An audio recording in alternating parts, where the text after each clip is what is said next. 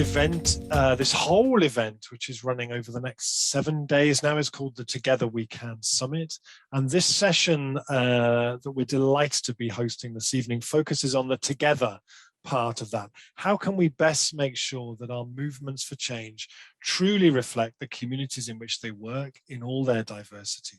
Who constitutes that together bit? So this evening, with 4 amazing guests, we want to explore how to build truly intersectional listening movements, groups, and projects. All of our guests for this evening have precious wisdom to offer this conversation. In a moment, we're going to ask each of them to speak and to offer their reflections, and then there'll be a good amount of time for your questions and discussion and sharing. Our wonderful speakers have joined us from different corners in the world with very, very different life experiences, and each one of them bring a certain type of wisdom. I would first love to hear from each of the speakers on the title of our session.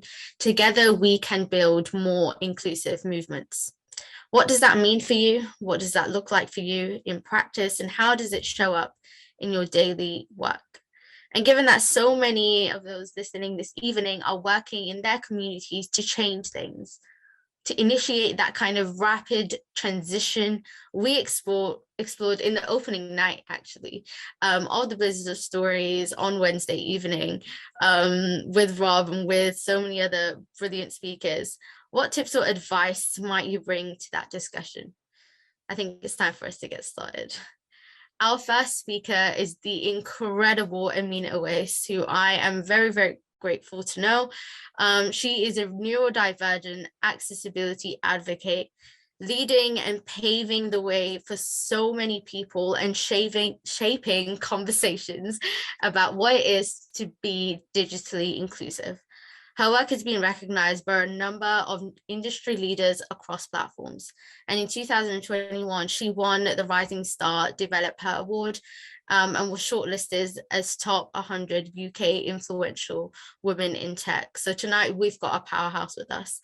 Amina is also the founder of Recipe It, a platform tackling inaccessible recipes, equipping disabled users with the skills and the tools to cook with confidence and with independence.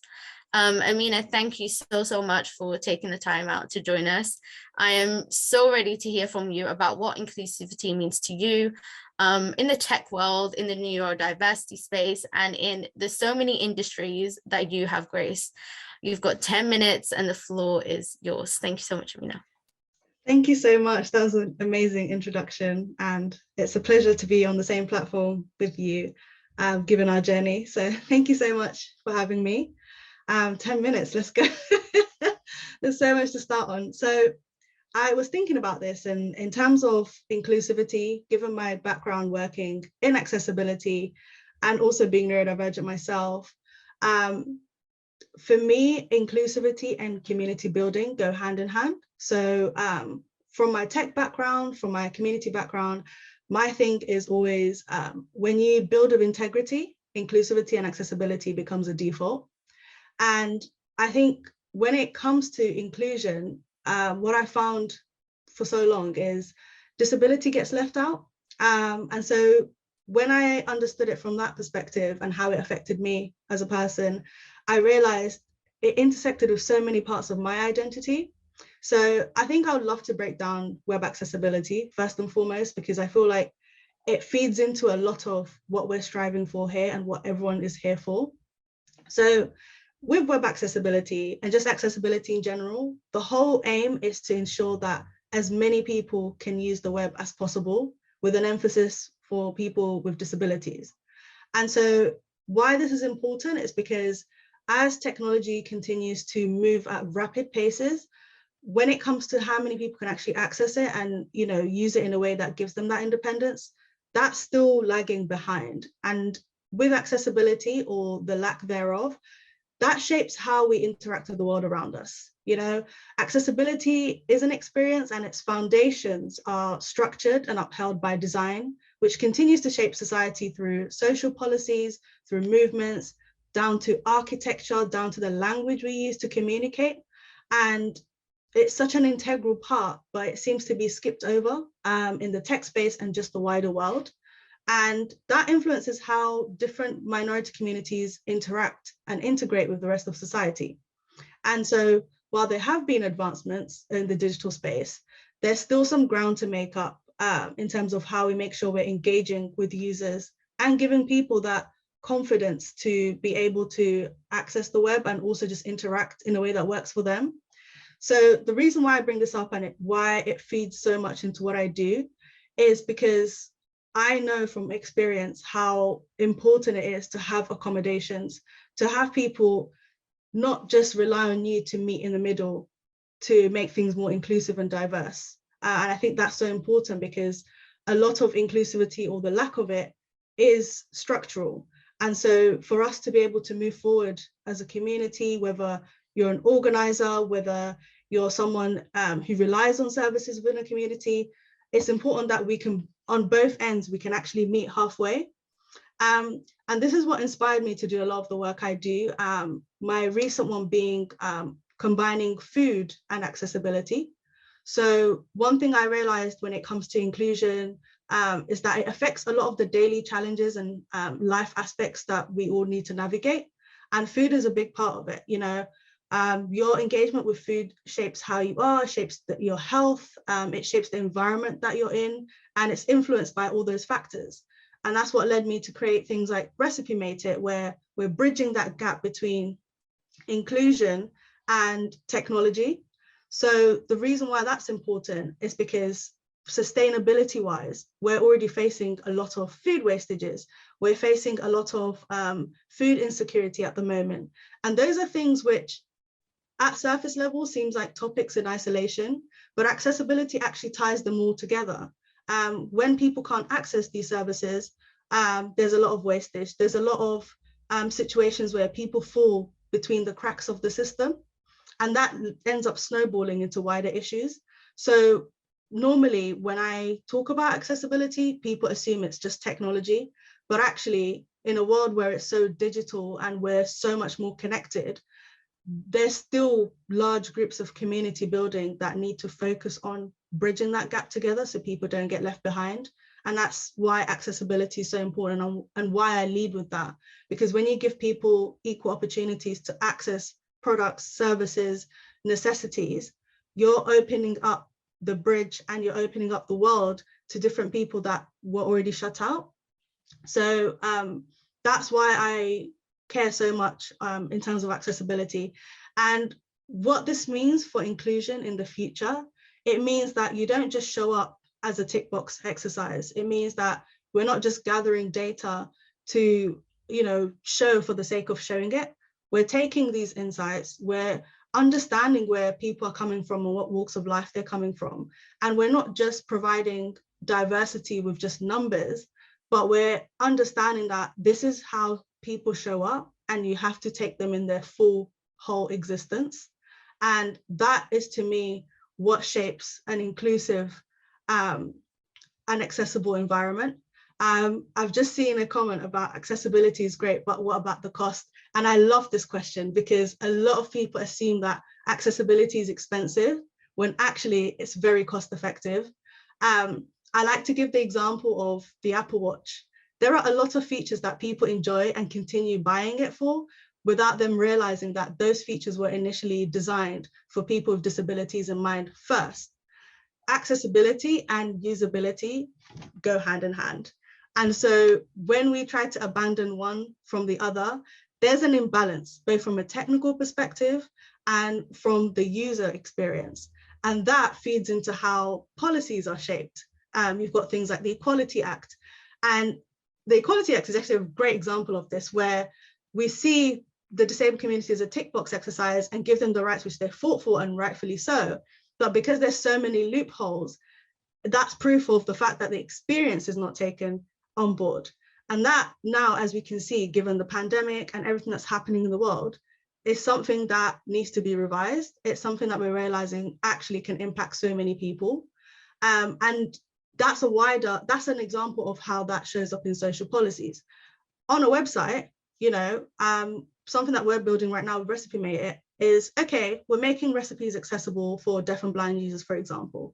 That means no pop-up ads that can clash with screen readers. While that seems like it's a costly thing and it sounds more complicated than it actually is, when you think about it, why would you not want to have a recipe that doesn't have loads of pop-up ads? For everyone else, it's a convenience. So when we talk about accessibility and cost, what we end up doing, and what a lot of companies are still doing, is they don't see how accessibility is an experience for everyone. It's just for some people, it can be an extra add-on or something that they can, move past. But for other people, it's the difference between them grocery shopping. It's the difference between them accessing medication. It's the difference between them being able to talk to their loved ones. And so when you see it from that perspective, you see that accessibility and inclusion requires you to understand people on different spectrums. And I think that's a more meaningful approach to inclusivity and accessibility. And yeah, I think I'm on time. I think I've got like 2 minutes left. Yeah, that's what I wanted to share in terms of like my thoughts on inclusion. And I lead with accessibility because that's what affects me so much. As a developer, I know exactly how like the web is structured, so I can see from the bare bones, from the foundation, how you can use technology to include people. So if you have any questions, do let me know. Thank you so much, Amina. Thank you. Well, we'll come on to questions later. We might keep on moving through. But thank you so much for that, Amina. It's fantastic. Thank you. And so Syd Yang is our next presenter. Syd is a mixed race Taiwanese American queer, non-binary, trans healer, spiritual counselor and writer who weaves together magic, possibility and intention as an energy healer in the world and through their practice, Blue Jaguar Healing Arts. Syd is currently in a Master of Divinity program for Buddhist chaplaincy, it's not an easy word to say, as well as serving as a consultant for healing justice and wellness for social justice organizations. Syd's work finds its relevance in the stories we each hold at the intersection of memory, body, sexuality, and mental health. They work primarily with queer and trans BIPOC individuals, as well as regularly leading workshops, community healing circles, and has been a group facilitator for over 2 decades with a specific focus on grief, healing ancestral trauma, sexuality and spirituality, body liberation, and eating disorder recovery. Their recent memoir, Release a Bulimia Story, reimagines what recovery for marginalized bodies could look like without shame. Syd, we're thrilled to have you here, and the next 10 minutes is all yours. Thank you. Thank you. And thank you for inviting me and for being here. I'm really honored to follow Amina in talking about accessibility and inclusivity. And for me, what I hear was a lot of conversation around what is care. And so that's what I wanted to talk about today. When we talk about together we can build more inclusive movements, I think about how can we rethink and redesign care. And so I want to talk a little bit about that, and then I'm going to talk about my ideas about leadership and decision-making, what that looks like in an inclusive space. And then if I have time, I want to talk a little bit about storytelling. And so in rethinking and redesigning care, right, how is that more inclusive? And the ways that I think about it is there's so many like ways of being in how we work, how we're in relationship to each other, how we operate, how we just do the tasks in our projects, in our movements, in our communities. And oftentimes what gets lost is the care within that. How we care about ourselves, how we care for ourselves, how we care for the earth, how we care for each other. Because the task or the product, right, the objective becomes so much the focus. And we forget that the caring is actually what is the sustaining piece. And so if we can rethink and redesign this of like, what does care look like? What is caring for each other, for the earth? And when I say each other, I'm meaning all sentient beings, all living beings, which very much is the earth around us, right? And there's been this increase. And of course, I'm speaking from a very American context because I'm born and raised, I'm here, I'm in Los Angeles. But there's been this like increase in conversation around self-care. Focus on self-care in a lot of mental health spaces. I work in a lot of recovery spaces for substance use and eating disorder spaces. And in mental health spaces, we're like, okay, focus on self-care, do more self-care, do mindfulness practices, just focus on self-care. But if we only focus on self-care as a way to rethink care in our movements, then we're staying stuck within this very capitalist, very colonial notion of what care is, because we're still staying connected to the idea of the individual. And so self-care is transformative when it is connected to and aligned with and intersected with sustained collective care. And so if we're redesigning what care looks like, we have to rethink what is the collective. What is our commitment to each other? What is our commitment to being more interwoven, right? Which means we have to get to know each other better. And we have to think about access, the kinds of care, duration of care, scope of care, who gets access to care. Is care even accessible in the systems that we're developing, in the projects we're creating, but also in the language that we're using with each other. And so one of the ways, a very practical way that I've been thinking about this in my own life and in kind of the worlds and communities that I am inhabiting these days, is how do we listen better? And is our listening affirming our wholeness? Is it affirming every other being's right to exist, whether or not we're in direct relationship to them? Right? Is the way we're listening affirming the Earth's right to exist, right? I think a lot about climate change and climate justice and all of that that's happening, right? And so what's happening right now is people are dying, right? Getting really serious and really heavy right now, but people are dying. The Earth is dying. Can we listen better? Can we listen more intimately?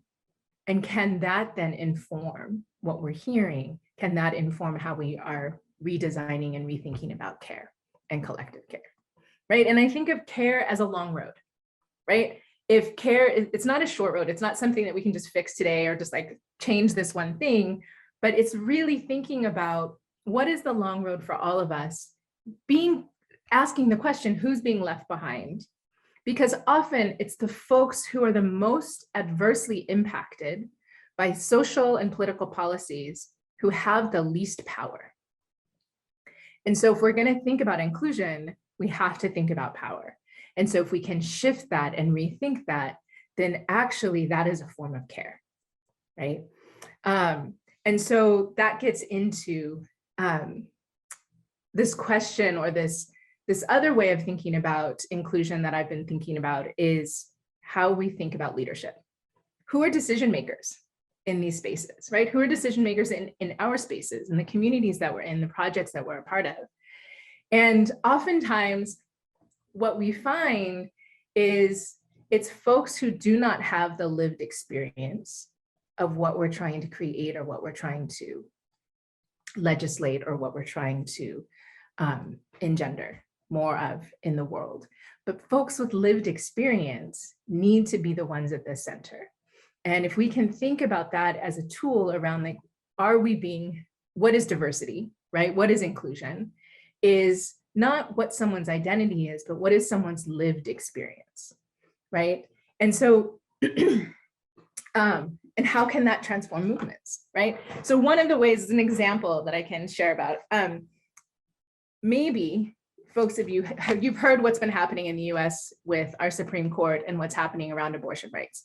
I'm assuming folks are hearing about that. But if not, the idea is that pretty soon abortion rights are going to be taken away in the US. And so there's a lot of conversation around that. So if we think about this conversation around abortion rights, reproductive justice, bodily autonomy, right? What would the landscape, or what would the world, right, look like? And what would care look like if people with uteruses right, were the ones who were in charge of setting policies around reproductive justice.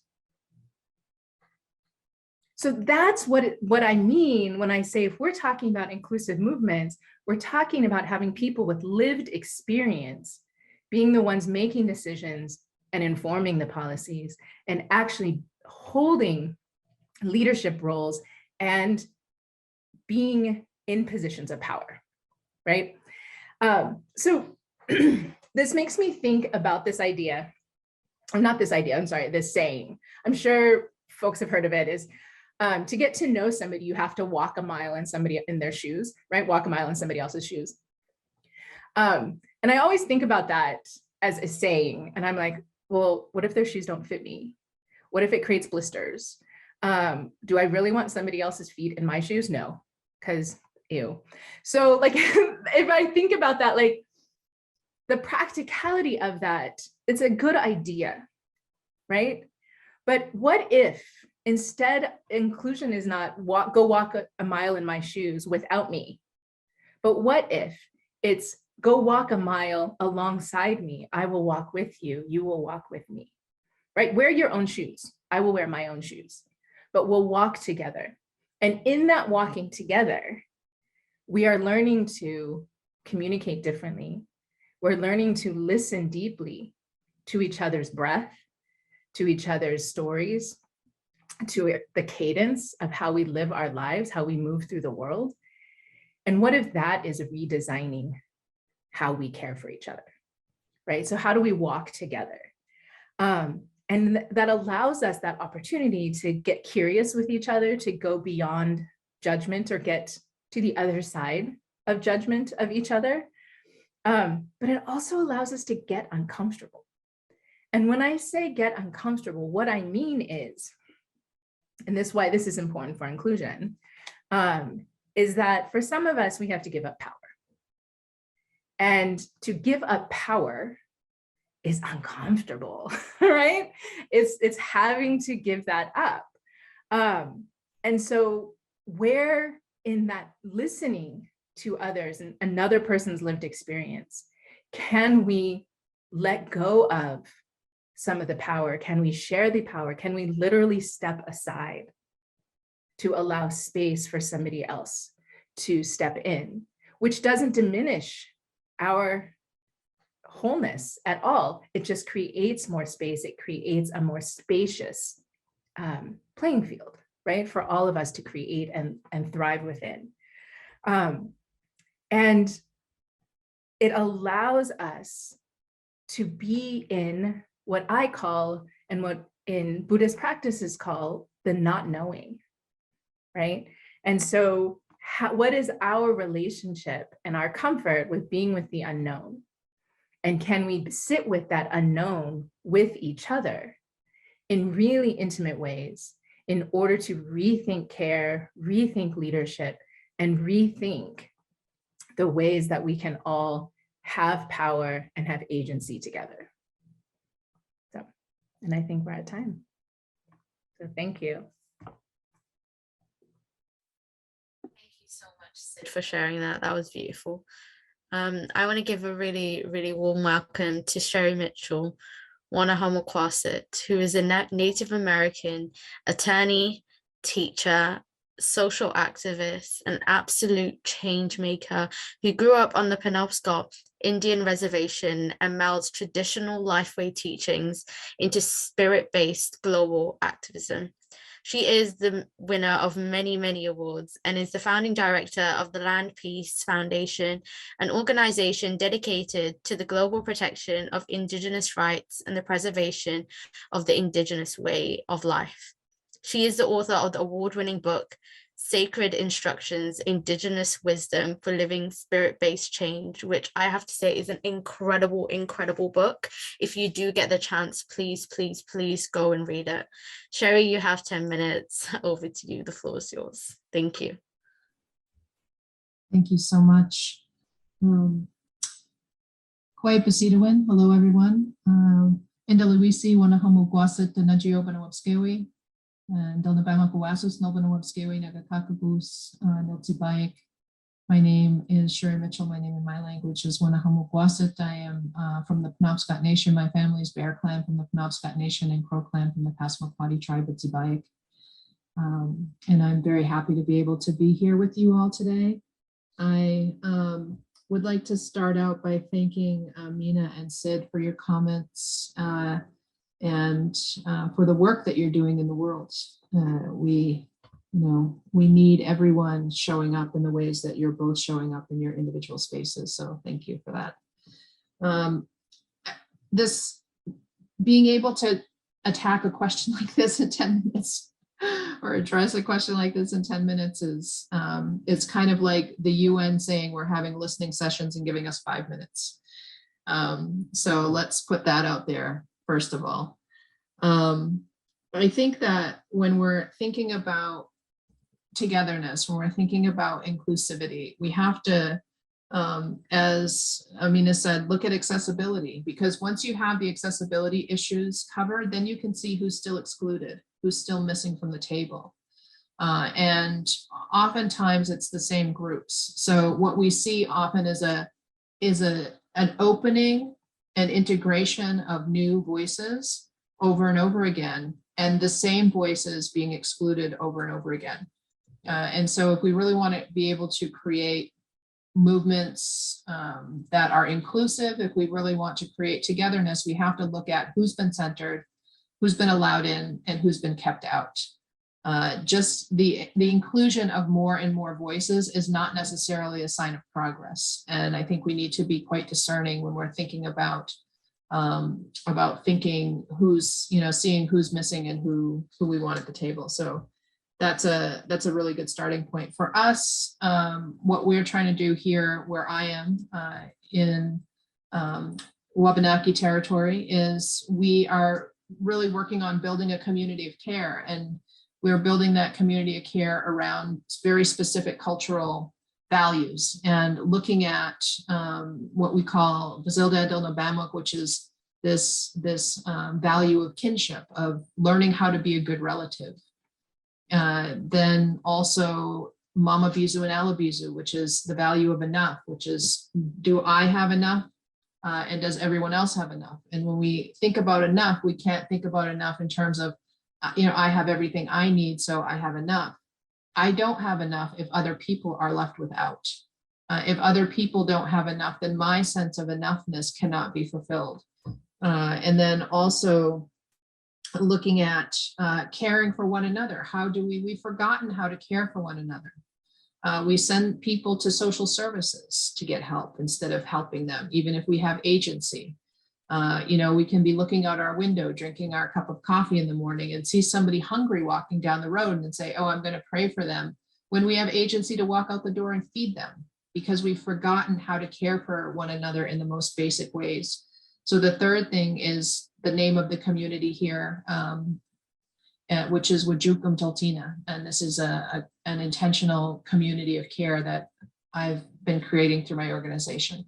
Wajukum Tultina means let's help one another. Let's help one another in very real ways. So, building this community of care that recognizes that everyone who shows up at the door has a story, and that story includes multiplicities based on the ways that they've been required to fragment themselves and commodify themselves in order to make it in this really imbalanced and illusory world that we've been living in, right? And so how do we invite everyone to show up at the door with themselves fully intact, fully embodied, capable of bringing forward all of the creative intelligence within them? In order to do that, we have to make space for that wholeness to be welcomed. We have to make space for them to be who they are rather than who we need them to be or who we expect them to be. And so, that inclusivity also is a process of us dispelling the myths that we have been holding on to. And recognizing that everybody has trauma. If you don't have trauma and you're living in the world right now, you have a detachment disorder, because the world is traumatic. the ways that we are living right now for the majority of people on the planet is traumatic. There are a lot of people who don't have secure housing. They don't have secure food. They don't have a sense of belonging. They're lacking a sense of purpose because the purposes that are being amplified may not be aligned with who they are on their deepest levels. And so everybody is experiencing some form of trauma. So we have to have transparency around that, because when we don't talk about the trauma, what ends up happening is that it comes out sideways in the form of lateral violence. So we have to be willing to have transparent conversations about the impacts of trauma in our movements, and also the very real involvement of adaptive behaviors that end up being maladaptive social skills. So when you have this inability to connect your sense of security, when you have your sense of belonging, your sense of dignity, that loop is not allowed to connect because you've had some traumatic event interfering with the closing of that loop. What happens is we adapt behaviors around that lead us to behave in ways that are destructive and that are harmful to one another. And when we've been living in a society that has been built upon the premise that a few benefit while the majority suffer. And we've had generations of people who have been involved in and impacted by these systems of ongoing and modern feudalism that we have been trying to call democracy. And we recognize that people have adapted to a very imbalanced way of being in relationship with one another, but also in relationship with life. And so being able to create space that allows for that to be discussed freely so that we can begin to show up as our whole selves. I think that one of the things that prevents us from unifying most significantly is our inability to accept one another wholesale.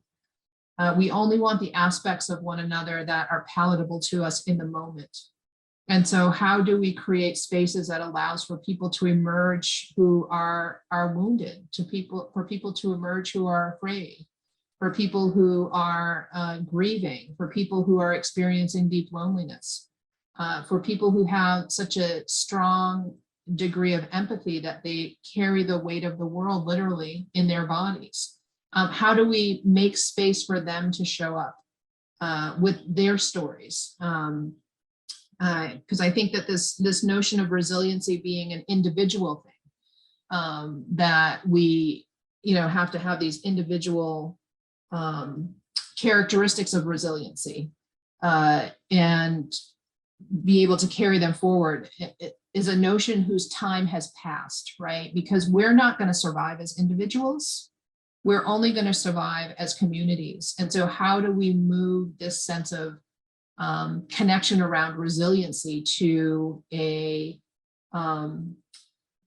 community resiliency, a cultural resiliency, which means that we're going to have to start thinking about the stories that we tell about what it means to be resilient, the stories that we tell about what is heroic, the stories that we tell about what strength looks like, what role does vulnerability play, what are the things that have failed us in the past, and really looking at how is it that the very things that have been labeled as weakness in the society are the things that have the greatest hope of being able to allow us to survive into the future.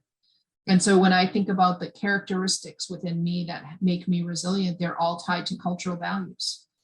They're all tied to this matrifocal lens that I was raised within. That means that we are the caretakers, the caregivers. We are keepers of our brothers and sisters, and that we make space for everyone within our community.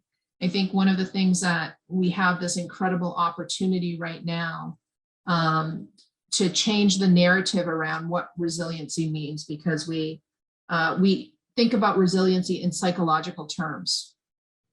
And then we say, we're exhausted. You know, I don't want one more person to tell me that I'm strong. I don't want one more person to tell me that I'm resilient. But what resiliency really is outside of that, if we look at it in regard to living systems, what resiliency is in regard to living systems is a series of micro adjustments and adaptations to the world in which we're living. And so how do we make ourselves flexible enough to be able to make adaptations and adjustments to shift the world that we're living in, which is a world that I think none of us would individually choose, and begin moving it toward the world in which we would want to inhabit. And so one of the greatest questions ever posed to me is, why are we together creating a world that none of us would want to live in individually? And I think that's the question that we all have to be asking right now. So how do we collectively and together begin consciously choosing the worlds that we want to live in? And part of that is changing our notions of what resiliency looks like and what it means, from a negative connotation to one that's positive connotation, that's connected to sustainability and survival, not only of the planet, but also of our humanity. How do we make adaptations and adjustments back toward one another in small and subtle ways? Because it just takes a tiny little shift to move the whole path in a new direction. And if we all make tiny micro shifts based on the narratives that we're telling, what are the stories that we're telling? What are these autobiographical narratives? And are they connected to our core cultural values? Are they connected to the things that we understand most about the things that have helped us and our people survive to date? What are the strengths that are kept within those stories? Right, because we see the memes now. We don't just have ancestral trauma, we also have ancestral wisdom. We have this strength, we have this ability to be creative, and to use our intelligence in ways that moves us away from this insane way of life that we've been living and back towards something that's more sane and humane. And so for me, this is the key to being able to really start to do work on the ground that moves our feet in a different direction, right? And when we're thinking about, where our eyes go, if we turn our eyes this way, even if we're, focused on walking in this direction, the second that we turn our eyes this way, our bodies begin to shift. So we need to begin looking where we actually want to walk, because we're looking intently at what we don't want. And so how do we collectively, have a subtle shifting of our vision so that we're actually looking in the direction of the world that we want to walk toward? And I also think that rights and responsibilities is a key part of this equation, because we like to cry out for our rights. We want to be able to hold other people accountable for their behaviors.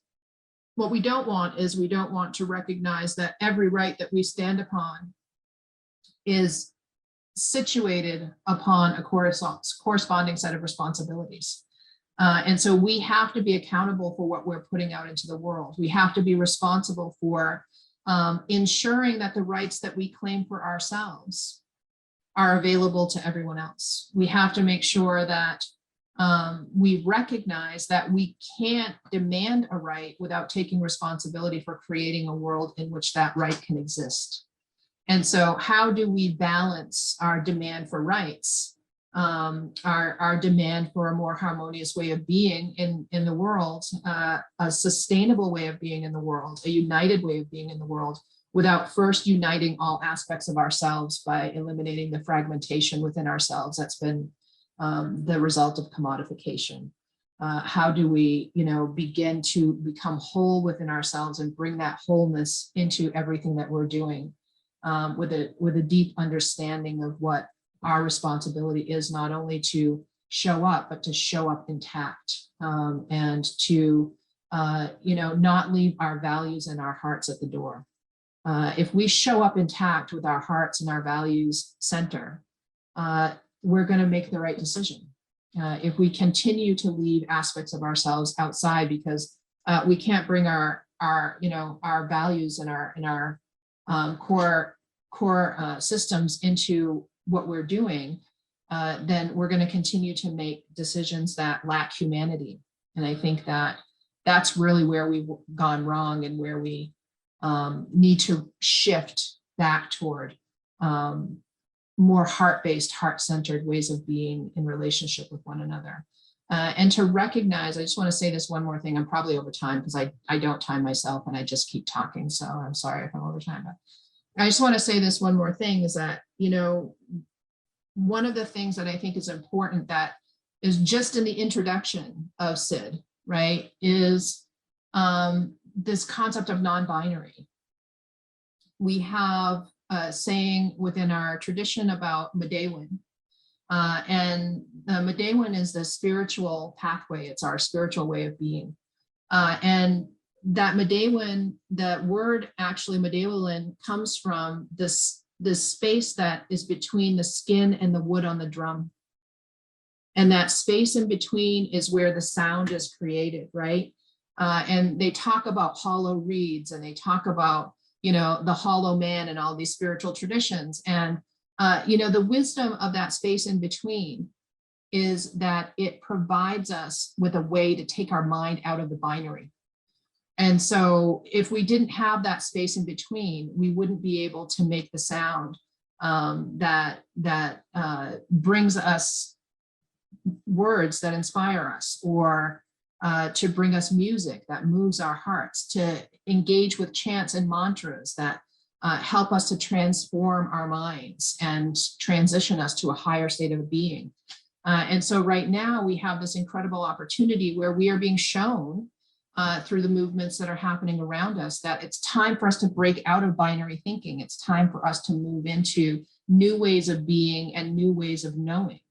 And it has very little to do with personal identity. This is about us really expanding our consciousness as human beings. And I think that as we expand our consciousness in that way, it's by necessity, we're expanding our hearts to see the humanity in others in this process of opening. And so my primary advice is to lead with our hearts, to lead in a way that allows us to expand our ways of knowing and our ways of being, because we can't fix what's been broken with the same ways of knowing that we've been using in the past. We need to have new ways of thinking integrated into this movement if it's going to succeed. So Kachiwalu, and thank you so much. Thank you so much, Sherri. It was really brought to mind. In the session we had this afternoon on trauma with Stacey Haynes and Susan Raffo, Susan shared what she said was her favorite quote by John Mohawk, where he said, "Culture is a community's collective agreement on the best way to survive," which I thought was just beautiful. I've been sort of dwelling on that ever since. Thank you, Sherri, so much. And finally, Gurpreet Singh. Gurpreet works as a counsellor and psychotherapist and has a private practice in central London and West London, where he works with couples and individuals. He has a special interest in cross-cultural communication and couple relationships. He also works as a business consultant and coach, delivering training and workshops and talks on a variety of topics to understand and improve mental health and relationships. When he's not counselling, he's a keen cyclist and DIY enthusiast. Gurpreet, we would love to hear your reflections on the question and any tools you might have for those of us working at the community scale to change the world. Gurpreet, over to you.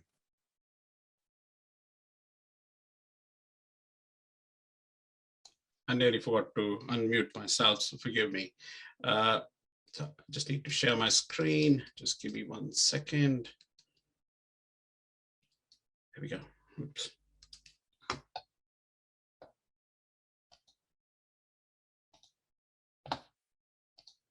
Can everybody see my screen? Sorry, can you see my screen? Yeah, okay. So,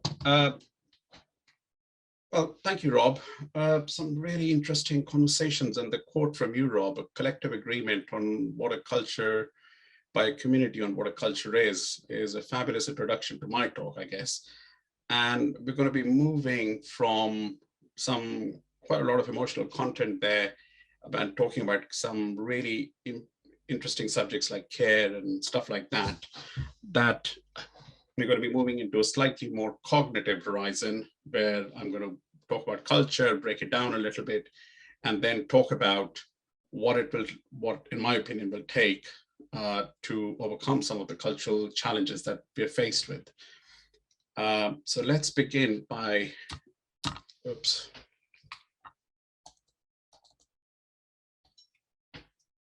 So what is culture? We're not born in culture. So if you have a child that is born in a family today, it's not born in culture. So it's born in culture, but it's not born with culture. A child has no culture, but it will learn from the family, it will learn from school, it will learn from its social interactions. So culture is not a quantifiable thing. You can't measure it. It's not objective, generalized knowledge. You can't buy a book on it. It is subjective, as I think Sid already said, and other speakers have already said, that it's a subjective experience. So, it's your point of view. So what is my point of view based on the fact that I live in West London? I'm a Sikh from Indian origin, and I lived for a long time in America as well. So what is that point of view that I bring to this equation now? So we have to start with this idea that it's not a thing, and culture needs context, and I'm giving you my context today. So culture comes from multiple social and cultural groups, each with its own norms, ways of life, with age, profession, class, economic status. What is the American culture versus British culture, using a geographical location, or even the Mexican culture versus the American culture, or the Canadian culture versus the American culture? What about sexuality and sexual orientation? And then what about faith groups? How is the culture in a church different to the one in the mosque? And how is that different to the one in the temple? And then how is cyclist culture different to the running culture? So culture altogether has about 19 categories and counting. And some of them are listed here, but it's not a complete list, obviously. And so the ways are individualistic, collective, materialistic, spiritualistic, free will, determinism, hierarchical, egalitarian. And then there is time, which is polychronic time and monochronic time. And then there is high context and low context, which is not on the list, but is there nonetheless. So if you take something simple like polychronic time versus monochronic time, time flows differently in different cultures. There is the objective idea that an hour is an hour on the clock. But if you're having a good time at a party, the time will go quicker. And if you're having a bad time, the time will go slower. Similarly, in a culture, time can be fixed or time can be flexible. For example, in the Indian culture, the time for past and future is the same. Kal is the same word. So time is kind of flowing, it's endless, it's circular. If you apply that to high context and low context as well, high context means what you say is less relevant and the context is more applicable. In the low context culture, you will say that there is not enough context and what you say will be taken literally. So in a high context culture, you might say, I'll come in 2 minutes, and that can mean anything from 2 minutes to 2 hours, or maybe 6 hours. But in low context culture, if you said I'm coming in 2 minutes, that's 2 minutes. And in 2 minutes, time is up. So that is some of the cultural categories. We talked about emotions earlier on. And in an emotional focused culture, the relationship is the focus. You have low physical and emotional space. Joint families tend to live together.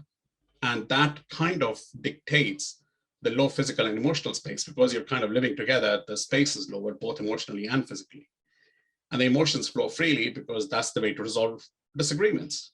Now on the right-hand side, I'm showing you a funeral of an Egyptian man who was gunned down, I believe. I think that's what the picture is.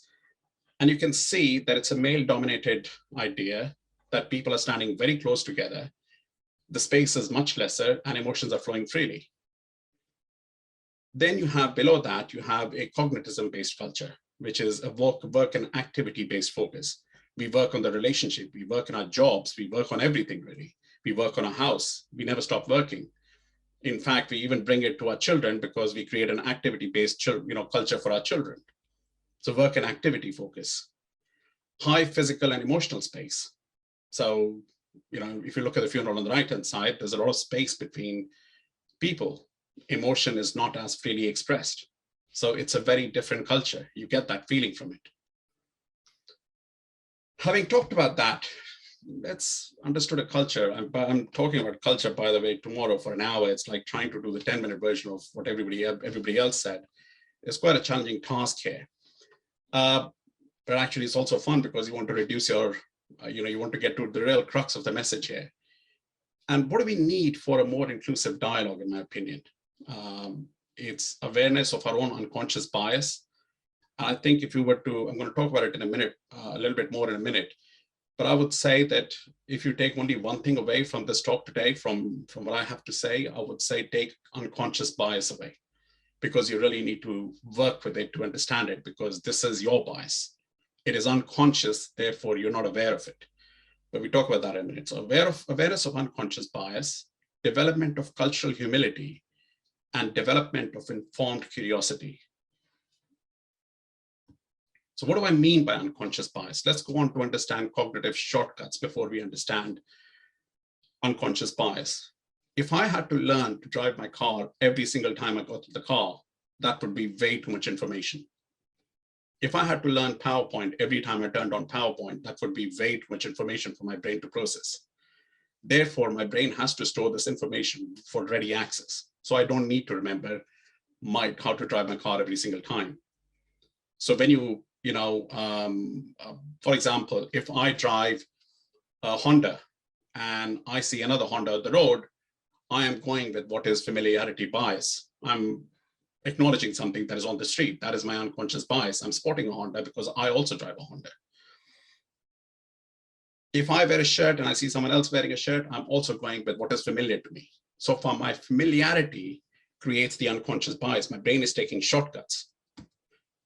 So this is the science of implicit bias, which means it is subconscious.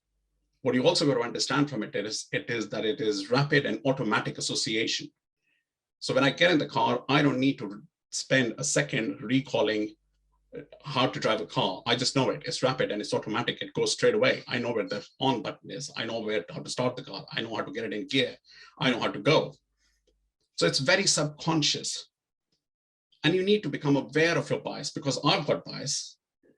So I talked about familiarity earlier, but I never talked about the rejection of the unfamiliar. So what do I do with things that I'm not familiar with? I reject them, or I take a moment to clock them. What you have to know about your unconscious bias is that you can't beat it. So you have to learn to work with it. You first have to really become unconscious, aware of your unconscious bias, and it plays out at so many levels throughout the day. And I will show you a picture in which my own unconscious bias played out. I next want to go on to talk about cultural humility. It's not thinking less of yourself, but thinking of yourself less. Cultural ignorance is not the problem, as it is inevitable. I am not expected to know every single culture in the world. If I meet somebody from a Chinese rural background, I'm not going to know them. If I meet someone from, I don't know, a different part of the world, Mexico, for example, I don't automatically will know them. But it is arrogance if I don't try and do something about it, if I don't try to get to know them. It's arrogance that you've got to be really afraid of, not ignorance. Ignorance is okay. In my work, I did my own research to try and find out if any of my clients were finding me, how they saw me and what worked for them or what didn't work for them. And I've read other research papers that speak of the same thing, that you can transcend personal and cultural dimensions through humility, through a curiosity, through understanding your own unconscious bias. The only culture we truly know is our own. But if we understand our own culture, if we know our own culture, then I love what Sid said, frankly, learn to walk with me. Learn to walk with me in your shoes. Don't wear my shoes, wear your shoes. and I'll wear mine, and let's walk together. So the only culture we can truly understand is our own, but you can, through humility, try and understand somebody else's culture. The question about humility, right? Does it go against the individualistic culture? Can you truly say, I am a humble person?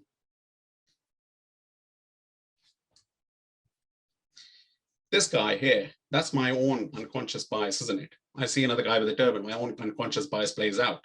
I clock somebody else. But what a great turban, right? You've got to say. Now, his identity is, I'm proud to be a bisexual, bearded, baking brain scientist. From everything I know about South Asian people and Indian people, I might have guessed he was a scientist. I would not have clocked all the other bits about him. But I saw this picture and I couldn't help but think, what a fabulous picture, how bold of him to come out and say the things that he said. And I tweeted him to say, what a great turban, great reason to wear it. And the next thing I know, this guy, 2 days later, Obama retweeted this picture. And therefore his popularity just grew. And I just thought it was a fabulous way for him to actually just gain an understanding of who he was and, you know, do what he did. It's application of knowledge, you know, informed curiosity, sorry, returning to informed curiosity. It's application of knowledge, targeted inquisitiveness and intentional. But it has to be done by avoiding ethnocentrism. Don't use your culture to judge another culture. It won't work. You're thinking just because you're individualistic, other cultures are individualistic. No, not really. Other people have talked about the collective. Avoid stereotyping and microaggressions like, you know, I've heard this expression quite a lot, which is, you know, like the other Indians, you know, or I have black friends. It's like, what does that even mean? Just because you have Indians, you know, black friends, or you know, I'm not like the other Indians, that you understand my culture. Don't try and understand me unless you ask me questions that are relevant to me. Don't stereotype me. Last, I will leave you with this quote from Maya Angelou, which I find really sums up everything. Do the best you can until you know better. Then, when you know better, do better.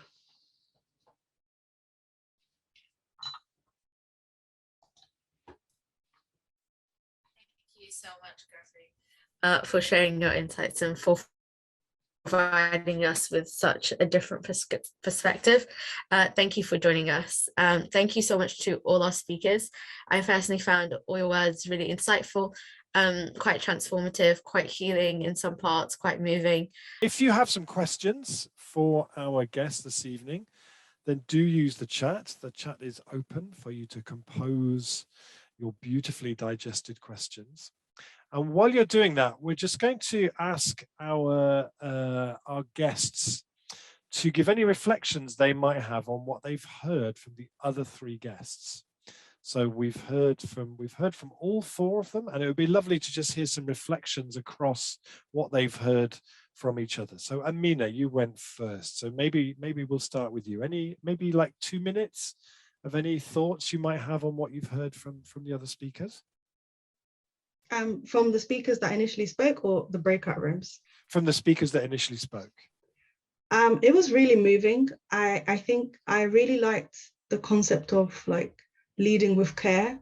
Someone mentioned about collective care, and that was really important to me, because I think coming from a background where, you know, being born in a country where I grew up knowing that everyone in the community was involved in my upbringing, and then coming here and then, you know, finding it awkward even to just get to know your neighbor, that was a huge shift for me. And I noticed and I resonated when the concept of collective care was being brought up, because I feel like that's missing a lot now, especially in the work that I do in advocacy and community building, that some of the structural barriers that there are at the moment, because there's this individual drive and how we think we're supposed to survive, a lot of people fall through the gaps. And you see it in a lot of articles, you see it in a lot of like news stories where, you know, during the pandemic, so-and-so has been in a house and ended up, you know, for example, passing away, and nobody noticed until someone was bothered enough to notice, like, oh, I haven't seen this person for a while. And that's like the extreme end. So I really, yeah, I that part really like resonated with me, got me thinking a bit. Another part that I really liked, I forgot to note down who said it, but that concept of like the value of enough, like my enough is not enough if your enough is not enough. I really like that. And it's a bit of a tongue twister, but that kind of helps me understand, like, what does it mean to actually have what you need if someone else doesn't have it? And that is so transformative when it comes to understanding how to build communities, how to maintain communities, how to give people within the community a sense of leadership and autonomy over their own lives as well, without having to isolate people and exclude others. So those are like the main takeaways that I got from it. And it was really, really great. And I'm really excited to check out Sacred Wisdom. Sounds like a really interesting book. So yeah, thank you guys for sharing all your thoughts. I really found it helpful for me. Thank you, Amina, so much. So Sherri, any thoughts, any reflections you might have on what you've heard from the other speakers? I think what struck me was that we all had our own way of saying what we felt were the key points, and they were all unique, but they all had incredible commonalities running through them. And I think that what that demonstrates is that collectively we know how to do this. We know what it is that we need to be doing in order to be creating more togetherness, more connectedness. You know, the real challenge is, how do we move from aspiration to action? And so that's what kind of stood out for me in this process, is that, you know, we all know what it is theoretically. Now we need to move that, you know, that into real concrete action moving forward. Of how do we take what we know collectively and move it into some type of practice or way of being, right? For us, we say, you know, we don't have a spiritual practice. What we have is Gijinawe B'Mauswagan, which is this way of being in relationship with life. And so how do we take what we know and translate that into a way of being in relationship with one another and with the rest of life that moves us closer to where we want to be? Thank you very much. Gurpreet, any reflections you might have on what you've heard? There were a lot of good reflections there. I mean, I thought there were, you know, Amina spoke about inclusion and disability and accessibility, and I thought there were some wonderful talks. I would have you know, when she was talking about accessibility in Apple Watches, I thought you never realize that technology is built on such things. But it was fabulous hearing all that and understanding how actually, and the question that was raised was, what is the cost of all this? And that is ultimately remains the question, isn't it? Because you have this picture of Stephen Hawking sitting in his chair and you think that chair must have cost thousands, but is it accessible today to most people or not is another question. So I loved Amina's talk on all that.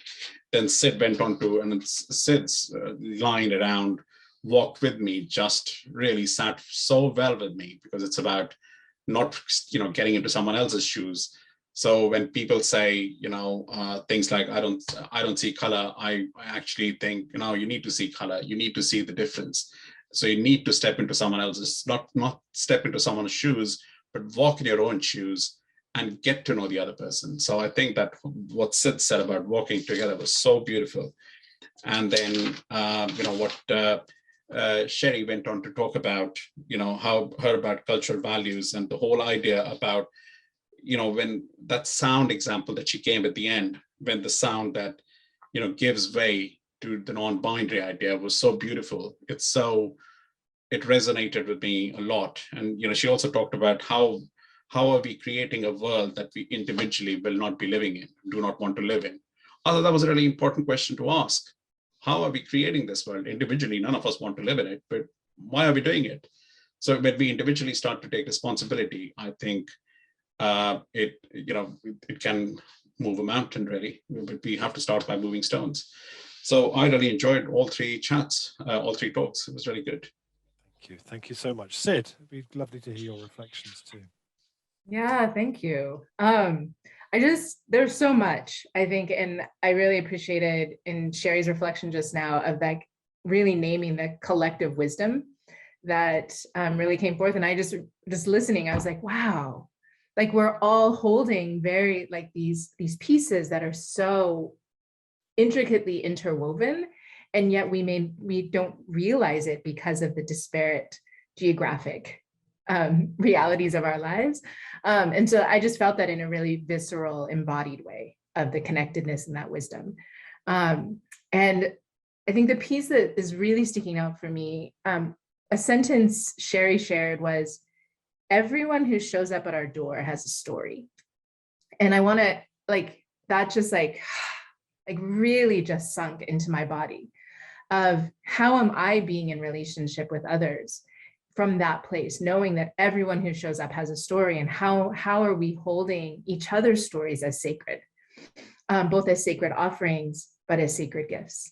And can we really build from that place of knowing each other?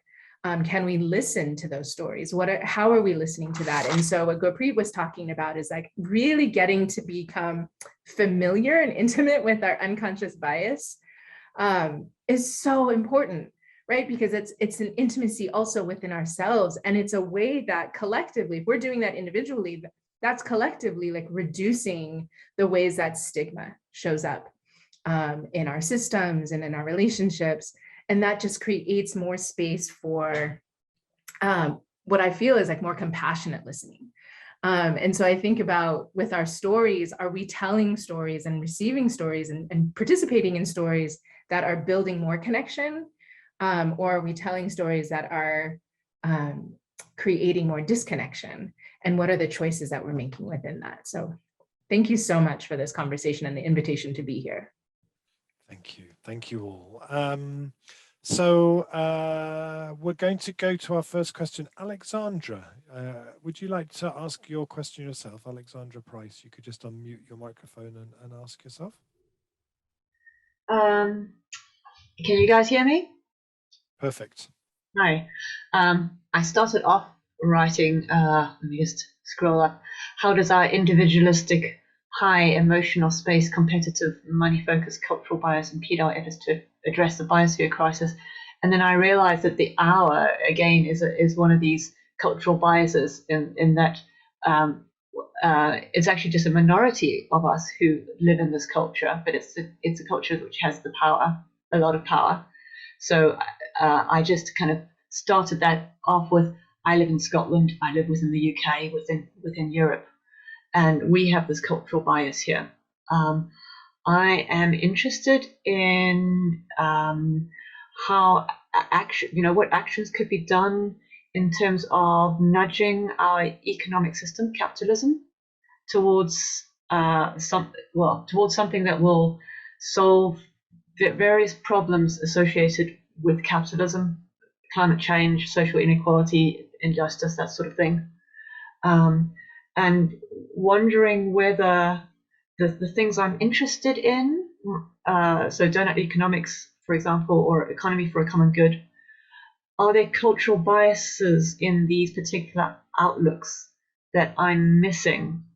What are the ways that I can access my cultural biases so that it can shift my work into a direction that's actually going to result in, I guess, just be successful in shifting our economic system along.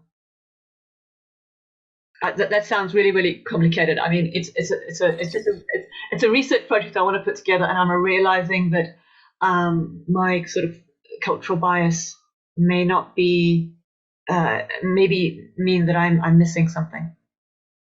So is the question, how can people who are working as environmentalists surface and become aware of their subconscious biases that they might have and work better with them?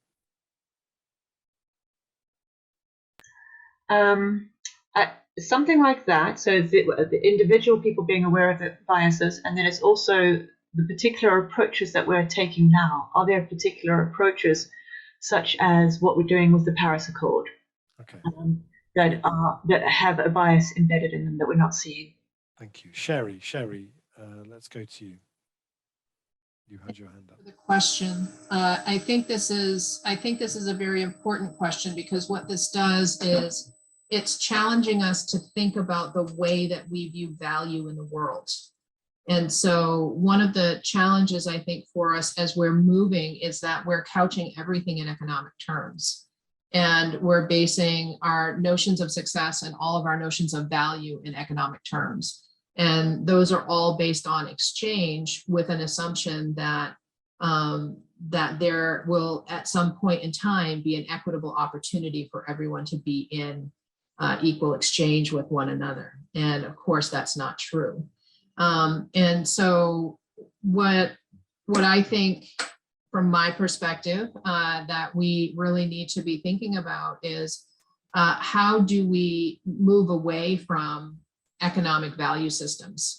There's been all kinds of different currencies. There's earth currency, there's cryptocurrency, there's all of these ideas of getting a new currency, but that still places monetized value on our movement forward. And so how do we shift our sense of value away from economic terms to one of, accentuating the value of life? How do we move ourselves away from an ideology of exchange, even reciprocity? Like, we want reciprocity from somebody that we do something for, right? It's exchange with a prettier name. And so moving into this concept of reciprocal sharing, what we have here at Wajukum Tultina is a maternal gifting economy. And so essentially what that is moving away from exchange and reciprocity towards reciprocal sharing, giving what we can afford to give in a way that doesn't burden us or deplete us, but doesn't require something in exchange, because we understand that we live in a balanced universe, even if we don't live in a balanced society, and that what we contribute will come back to us in some way that's needed for us and will meet our needs. And so really changing our mindset about the ways that we associate value is the first step in that. And I think that this is something that we often get distracted by, especially in regard to things like the Paris Agreement. We talk about the commodification of all aspects of our being, the commodification of the water, right? The Paris Agreement is nothing more than a cap and trade market for the commodification of our air. It's the most brilliant smoke and mirrors scam that's ever been perpetuated upon the human population. And so assuming that we live in a separate system, right? We live in a closed loop system here on planet Earth, and we can't say, I'm going to increase source point pollution over here, and I'm going to offset it with more trees over here. It's absolutely insane. To me, it's just an illusion that we've given to ourselves that makes us feel like we're doing something, when all it's really doing is it's increasing source point pollution for those who can afford to pay to play, who can afford to buy up land. It's also leading to incredible land grabs, which is forcing indigenous peoples off their land, in the most aggressive way that's happened in the last 100 years as a result of cap and trade in regard to carbon credits. And so when we're thinking about solutions that are based in economic terms and not in terms of the value and the sacredness of life, then we start off from an imbalanced and distorted perspective. So we have to first shift that idea that value is associated with something that's economic or monetary, and replace that with other values that are more in line with our survival and our humanity. Thank you. Did any of our other speakers want to come on that as well, or we could move on to a different question? I'll hand over to Yumna. Yumna, did you have a question you wanted to ask? Yes, so there's a question here from Trish saying one of the biggest challenges, actually Trish, you can ask your question if you're here. Okay, thanks, Imna. There you go. So one of the biggest challenges I've experienced is historically dominant voices are so used to being in the majority that they then find it really difficult to adjust to their views being the minority. So then the dominant view starts being the one they start saying that I'm not being heard and I'm not being listened to, because that sense isn't there. They're not used to not being listened to. And I can normally handle that when we've got time to unpick it together. But sometimes in that moment, it can completely change the dynamic of the group. So what maybe felt like a safe space for somebody before, where they thought their view was being valued, they can quickly feel devalued just by a comment from one other person. So I just wondered if anyone's got any tips on like how to handle that in the moment to make sure that everyone feels like their voices can be heard. Yeah, I don't mind answering some of this. I would probably take the statement of because I agree with you in terms of when you're used to being the dominant voice in society, you're not used to the reverse happening. I would also go a step further and say, when you're used to being seen as the default of what human is in society and historically, anything that seems to flip that in reverse will feel sort of alien to you. I think that's what the actual root is. You can go from examples of like school textbooks, to how even we understand the body and the skeleton, all the way to how that manifests in workplaces, relationships, family dynamics. So I think the first step is acknowledging that your community is so used to literally being seen as that default, that anything, whether it's a discussion or whether it's something you read, can easily flip. And I think when you acknowledge that, then you can start moving from, okay, what does a safe space actually look like? Now you're tackling that, because a safe space isn't meant to be always something that's passive. It's supposed to be a space where everyone can bring their full self forward. And that naturally does cause clashes for different reasons.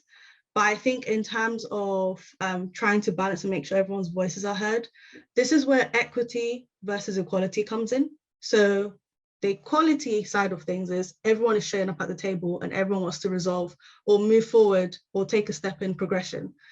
The equity side of things is understanding the dynamics are not the same.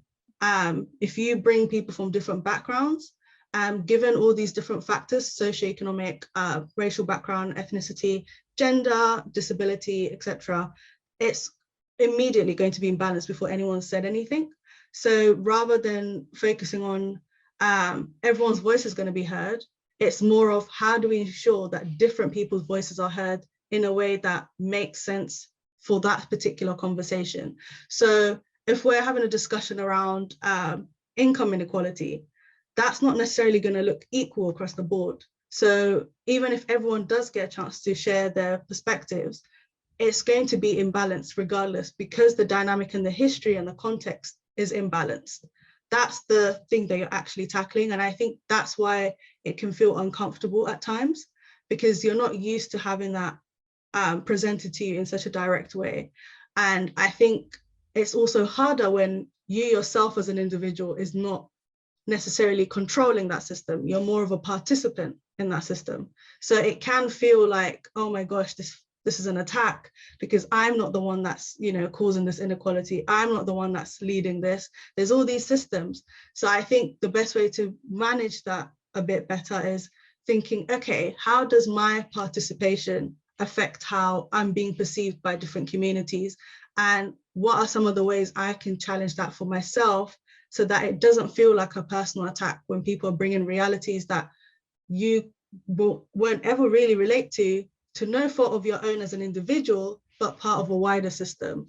Because I can understand how that can come across as sensitive, and like sometimes it feels like oh my gosh, I'm just suffocating. I know they mean well, but it still does hurt, or it feels some type of way, because you are a human being after all. But I think approaching it from the perspective of like, when you are in those situations, understand that you're communicating with people that were being othered in a way where they weren't even being seen as human beings. That's the root. That's the part that's really making you uncomfortable, because that part is being flipped and it's been seeped into so many aspects of your subconsciousness that when it does shift, you feel it straight away. Not just mindset, but your whole body can literally react to it. So I understand where you're coming from, but I think that's what it comes down to, because I have had difficult conversations with some of my white peers and my friends, where we've tried to like unroot this, and this is sort of how I've understood it to be. So yeah, I hope that answers the question. Does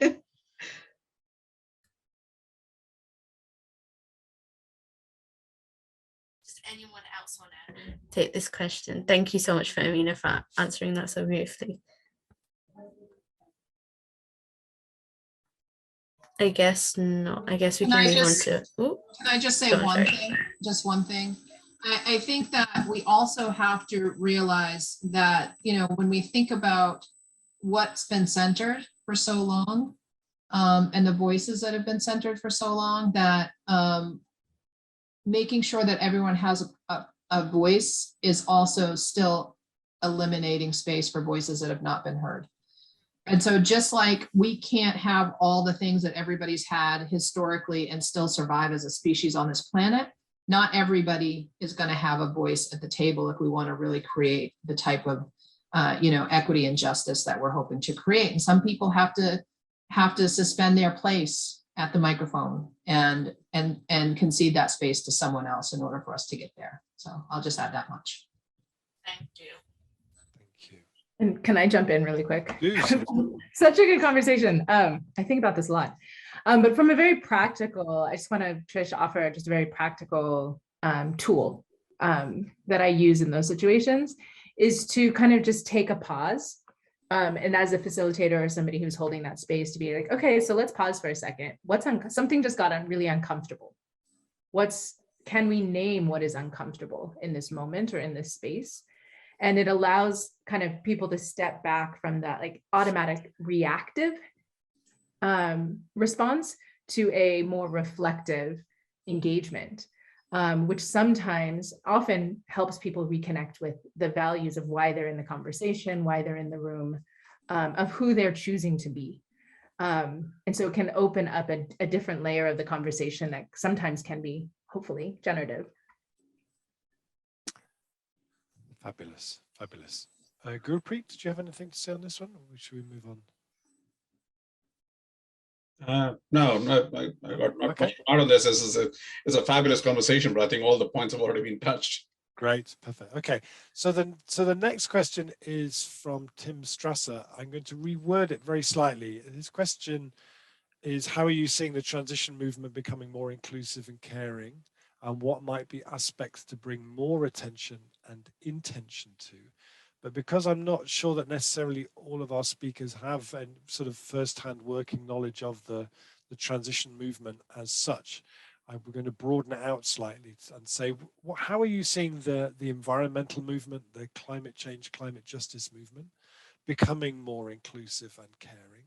And what might be aspects that those of us who are working in those movements should bring more attention and intention to? Who might like to start us with that one?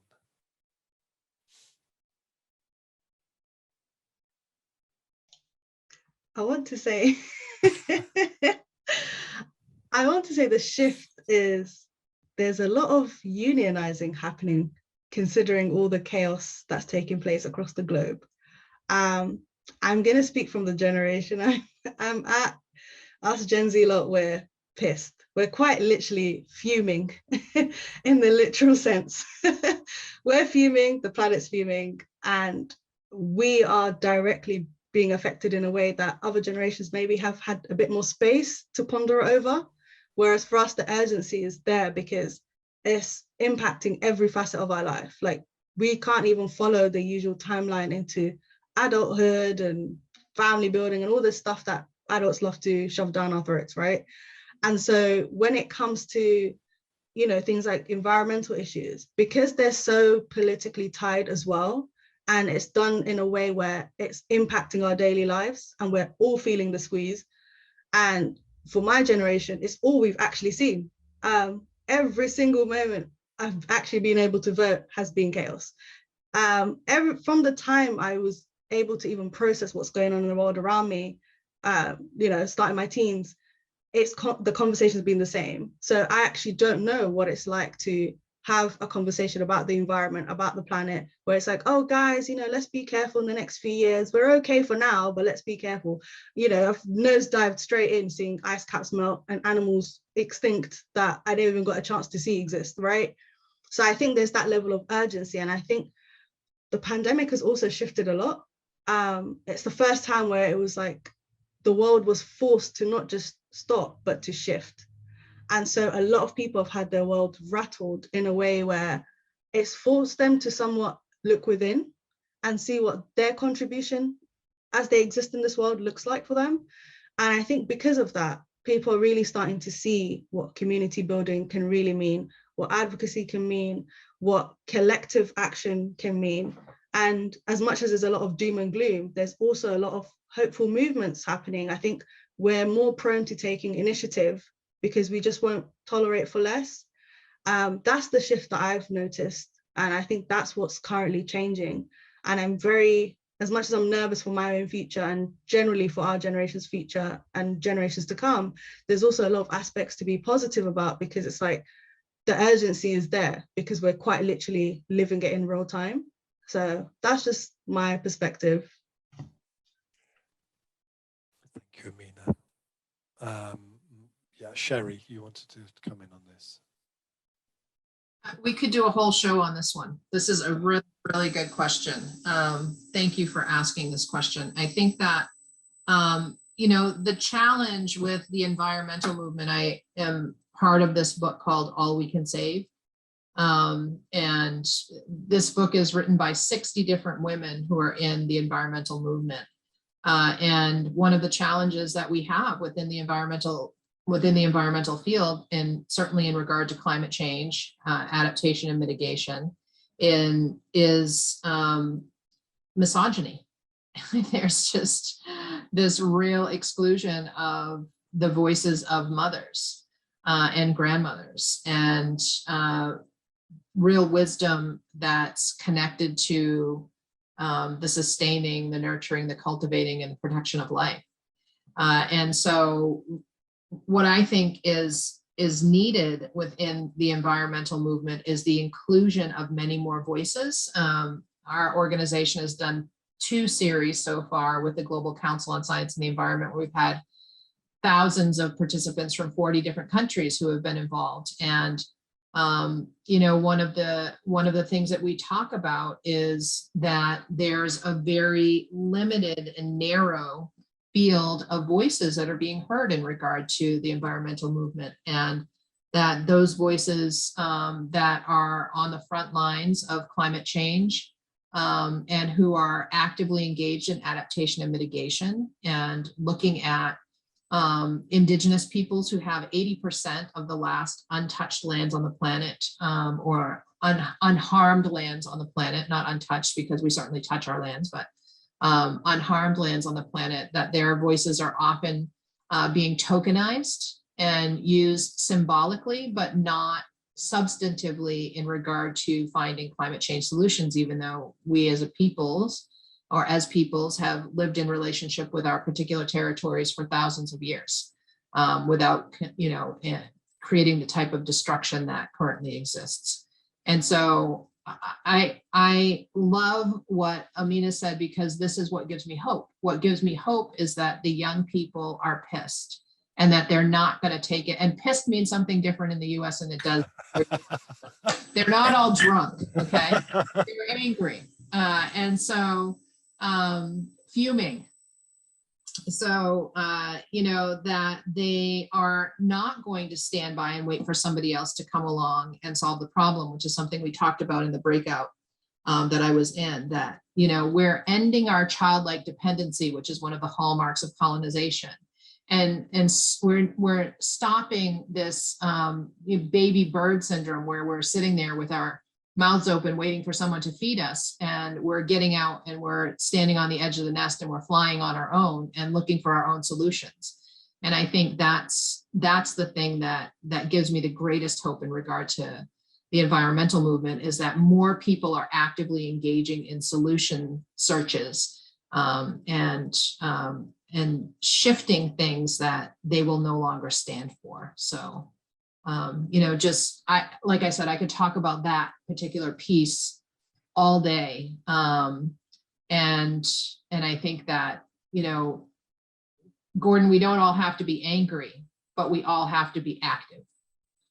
We don't have to all be doing the same thing, but we all have to be doing something. And so I'll stop there. Can I just add one more sentence to that? Because I really like what you were ending off with. And just to respond to Gordon, ultimately, we need to stop suffering politely. I think that's something that's really been hurting so many communities for centuries now. And I think if at best, you can't go out there and fight and do whatever you need to do, at the very least, give yourself that grace to refuse to suffer politely. That's what I believe. Beautiful. Thank you. I think I'm going to get that printed on a t-shirt. Thank you, Amina. We don't have very long, but I wondered if Sid or Gurpreet might have anything they want to add on to that. I think the piece I would just add is the climate movement, the environmental movement is a prime example where folks who are the kind of, over the years, the traditional leaders in those spaces have been white folks. That would be a great example and a place to step aside and really create more space, or really just allow young people and younger voices, indigenous voices, to lead. Period. Perfect.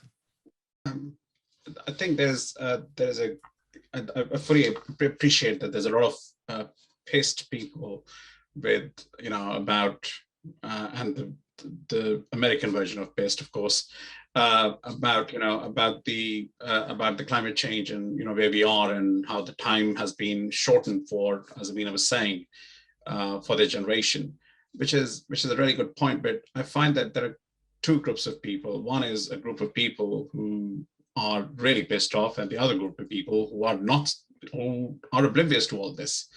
So there's a lot of that. I mean, when we try to reach out, some of the work we've done, I haven't done as much work in climate change, I'll be upfront and honest to say, but I've done a lot of work in mental health, trying to reach into communities and educate people about mental health and trying to understand what is it that creates stigma.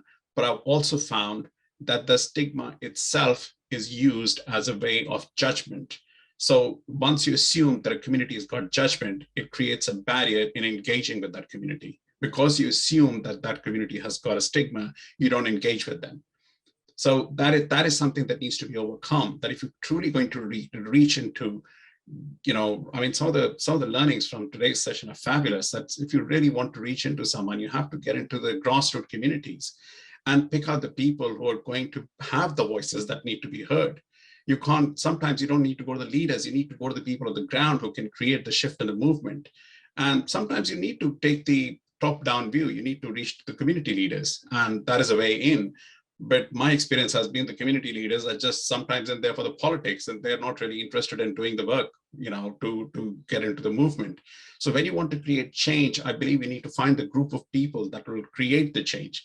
And these people are in every walk of life and every track of every community, but you need to access them and harness them. And you know what, they hang out at certain places, so you just need to find the right places to hang out.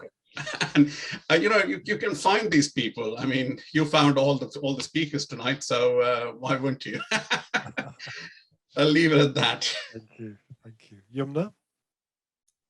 Yeah, thank you so much to all the speakers for answering all the questions. I thought those questions were brilliant, and I thought they were answered really, really, really well. As a young person myself, I'm 17 years old and I've been given the absolute pleasure to, you know, be part of organizing such a big summit like this. So yeah, it's been a real pleasure for me as a young person to feel included. And little plug for my session tomorrow, Together We Can, be led by young people, session completely designed by and for young people. So please join us tomorrow. But I wanted to quickly ask our speakers their 30-second call to action. What do you think people should do as a result of this evening, all the beautiful reflections we've been hearing? What do you think people should do, or what do you think people shouldn't do? I think that's a really interesting question. So I think I'm going to start off with Gurpreet, because you're the first person on my screen right now. Can you repeat the question? The question is, what should people do as a result of this evening? What is the one thing that you want someone to take away from this?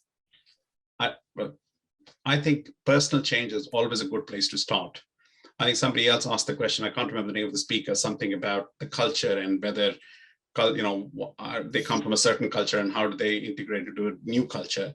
And I think personal change is always a good place to start. That if you can look within yourself and identify the change within yourself, that is a place to start and build from. And the more you build, the more you will get. I mean, whether it's climate change, or mental health, or getting closer to the earth, or walking with someone else in their shoes, and and all these ideas that have come forth today, even discovering unconscious bias or any of those ideas, or working with a disability person. So the change starts with you, and a small change is always move a stone. Don't move a mountain, move a stone. Thank you, Gurpreet. Sid. Yeah, I think that the piece that I would say is that remember that this is a long road. And a term that I like to use in my work is that this is a long enduring. And how do we do that together? Like, what gets us through, right, is going to be our connections, our relationships, our sense of belonging and self, and the enoughness that we talked about. So how can we start to connect more and generate more of that for ourselves, and know that we're walking this long road together. Who are we going to be walking alongside with? And who do we need to be walking alongside with in order for us to really embody and move into the worlds that we want to be living in? Thank you. Yeah, that really, a lot of people say, look for hope in certain communities, but I think we actually need to really start creating it. And I think that sort of sense of hope and optimism is what is carrying people through. Sherri. First of all, Yamina, thank you for giving me hope. I just finished a 2-week event with another young teenage girl, and she was an inspiration to me as well. And so, you being here and being so competent in this space is giving me hope. I think that my 30-second call to action is to ask everybody, if you truly believed that you had the power to co-create a world that is most aligned with how you want to live, what is one thing that you could do or be today that would be aligned with the vision of that world? And so who would you be in the world that you most want to inhabit? Or what would you do in the world that you most want to inhabit? And is there one thing that you could begin today doing or being that's in alignment with that vision? I would invite everyone to do or be that. Yes, thank you, Sherri. Thank you. Amina. Firstly, Yumna, just on a personal level, it's just so amazing to watch you go from strength to strength. Like, watching you in the past 2-3 years has just been, it's overwhelming, because it's just nice to see like someone that you care about so much doing some amazing work. I guess with what I would like to leave off with is meaningful and steady wins the race. So where you can, action; where you can't, intention. And you know, like everyone else has said, it is a long road. We are at a stage where, you know, a lot of the damages to our planet is pretty much irreversible in a way that we are kind of dreading. So yeah, meaningful and steady wins the race, and giving back is an act of discipline, not a favor.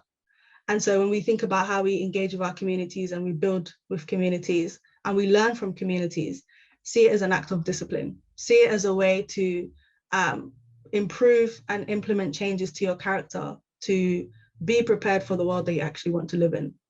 So yeah, that's all I have to say.